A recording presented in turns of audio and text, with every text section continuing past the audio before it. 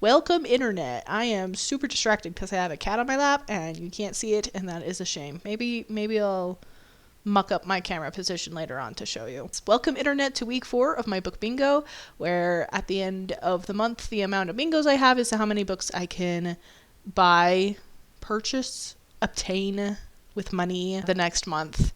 So yeah, that's basically it. We'll jump straight into it. I typically read 3 books. This week wasn't much different.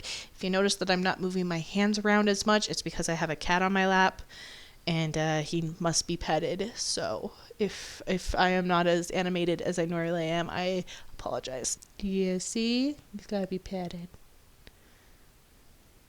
His name is Elder, because I know you all desperately care about my cat.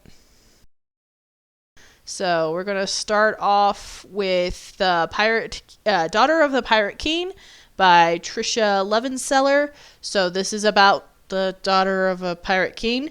She, at the very beginning of the book, gets herself captured by this pirate crew to obtain a map to, well, a third of a map to an island of many treasures. On the ship, there is a discerning first mate who she is beginning to kind of like. But he's also in charge of interrogating her, and also she needs to find the map.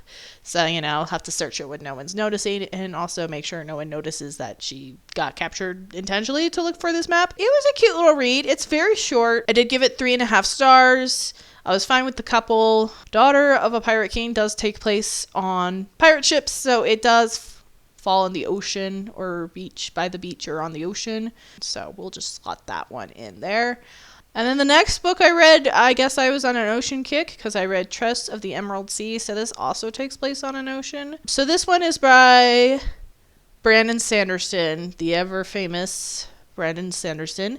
It's about a girl named Tress. She ends up falling in love with the son of the Duke of her island, and then he is whisked off by his father to go marry and get engaged to some foreign princess or another. And they like each other, so he promises to do his absolute best to not get married. So he can talk a lot, so just rambling on and on and on and on. And so he does that for a while, but eventually his father and the king catch wind of what he's doing, so they send him off to the sorceress who captures him and is now holding him for ransom. And Tress decides to go find him, save him from the evil sorceress. So that is Tress of the Emerald Sea. I really liked this one. It was 4.5 stars for me. And once you guys hear why I didn't give it the full 5 stars, you'll probably think I'm pretty petty. Brandon Sanderson is a very popular author, and I actually think he's a really good author. In college, when I said I read fantasy books, people would be like, "Do you read Brandon Sanderson?" And I swear it was just this little cult, and I was terrified. So for a very, very long time, I didn't read any Brandon Sanderson books. And even now, there are a lot of Brandon Sanderson books I don't ever plan on reading. I am going to stay far away from Way of Kings.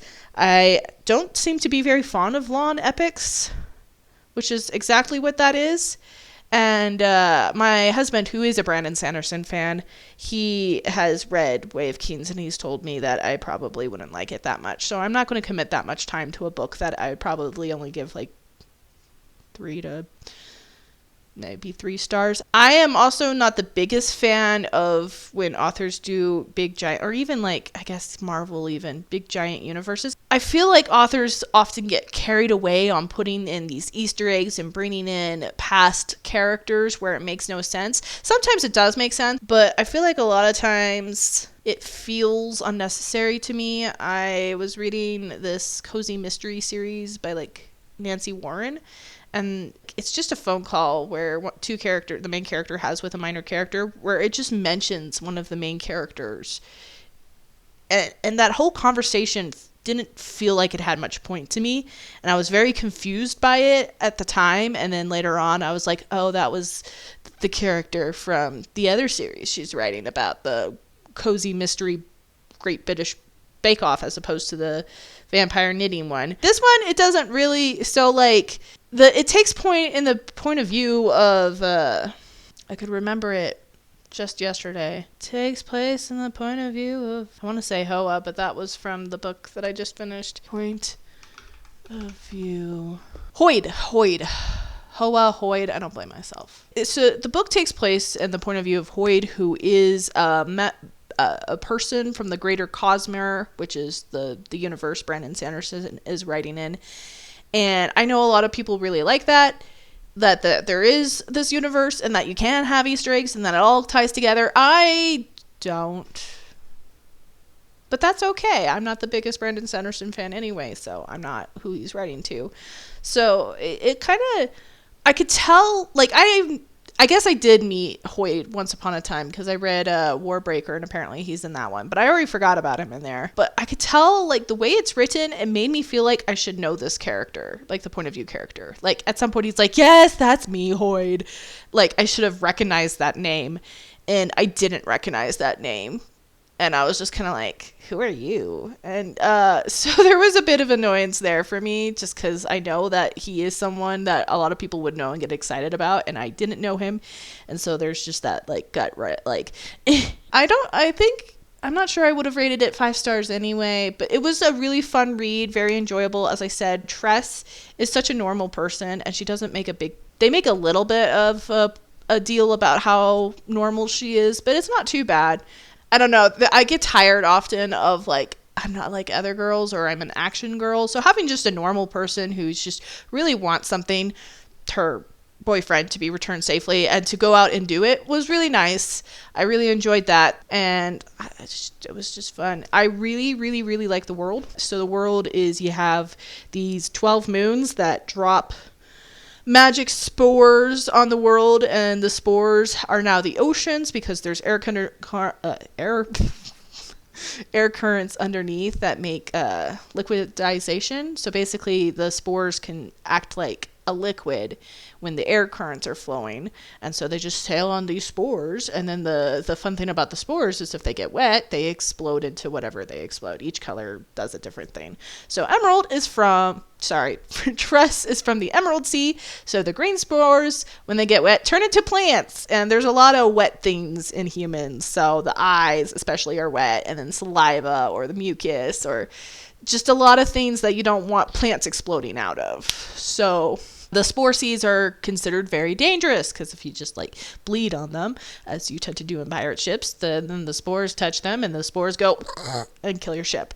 So I thought that was super cool. I liked how she got through some of the trials to get to the sorceress. Like, it was actually very clever. One of my friends had one of the art book fancy version, and it's very beautiful. Like, it's a very, like, even without the artwork in the book, it's a very visually appealing book. There's just lots of color, which I appreciate. So a big inspiration for this was Princess Bride, and if Buttercup went out and saved Wesley. So that was fun. It was very whimsical, which was one of his goals, and I think he performed excellently on. And so, yeah, 4.5 stars. My problem with the bingo board is this has a green cover. It's written by a male, and it takes place on an ocean, and I have all those slots covered. But I did like this one more than the Daughter of a Pirate King, so we're just actually going to kick that one out. I know I just put it on, but we're just going to kick it out and replace it with Tress of the Emerald Sea. I'm sorry.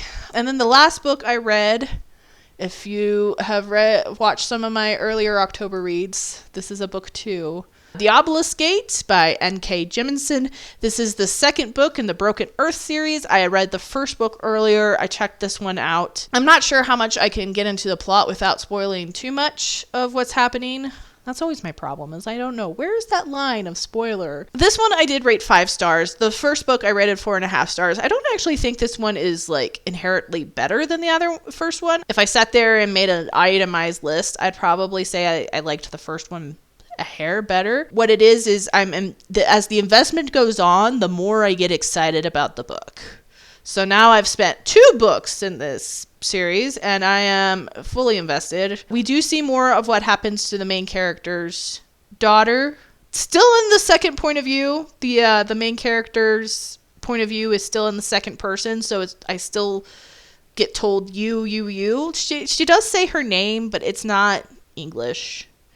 And I have a harder time remembering names anyway. That is one of my problems with the books, is I actually have a hard with this book. The names, there are a lot of names. Like, when I'm listening to it, I usually know who they're talking about, but some of the minor characters in the comm that she's in currently. I kind of get them mixed up a whole lot, but I have the important people down. Like, when I hear them, I know who you're talking about. But that doesn't mean it wasn't a great book. So stakes are ramping up. We're getting on a more cosmic level. We're bringing in the moon. And something I've noticed is I like books that involve moons that are important somehow. So Tress of the Emerald Sea, you got moons that spew spores. And this one, the moon is becoming to being is a factor, which, yeah, so apparently that's a way to win into my heart. That's not one of the normal tropes. It's like, is the moon a big thing? My cat left me, by the way, so I no longer have a cat on my lap. It's a sad day. So a lot of the things I liked about the first one, heavy stakes, action, I am invested in this plot now. There's weight to what happens. People die. There's consequences. So it's all good and fun. I say that. It's a little darker than some of the other books I read. Definitely darker than Tress of the Emerald Sea. But anyway, I gave this one 5 stars. I should probably give the first one 5 stars too, but I already said 4.5 for the first one, so we're just gonna... As I said, it still uses the you point of view, and I'll probably use the you, like the second point of view in the third book. I think I'm also just more used to it, so it bothers me less. Recently, I've been thinking back on how many books I've actually given 5 stars and making sure I'm being fair with things and not just giving every 5-star book 4.5 because I'm mean. Put this in the 5-star read because I don't have any place left for it. I guess I could probably safely say this takes place in the future, like way, way, way, way in the future. We have more evidence in book 2 that suggests that it could be that. Or let me re-examine my bingo board. I'm going to go with a 5-star read because that is... So that one and a new OTP, OTP means one true pair, are based solely on my feelings. And so I need to capitalize on them while I have those feelings. Because everything else, I can purposely find a book to fill in that slot. And it's a little bit harder to do that for you can grab a book that you think will be a 5-star read, but it might not be, or, things like that. So we'll put it in a 5-star read. Yeah, that's it. Those are the 3 books I read this week. Next week is my last week in October. It's going to be posted at the very beginning of November, but we're going to still count it as October. So I still have time to finish one of these bingos. I'm definitely going to find a retelling of a classic or fairy tale. I actually already found it. I think it's probably the next book I'm going to read. So I'll have at least one bingo. But if I can also fill out either the far left column or the bottom column, then I can maybe get a second one. But yeah, that is it. I hope you join me for next week.